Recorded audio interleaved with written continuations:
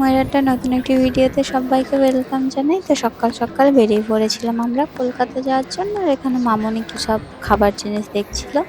আর এই যে আমি আর আমার বর আর প্রায় কলকাতার কাছাকাছি পৌঁছে গেছি। তো আর অসুবিধা নেই, এবার যাবো আমরা ডেস্টিনেশনে। তো কি জন্য যাচ্ছি, কেন যাচ্ছি, নেক্সট ভিডিওতে সব জানতে পারবে।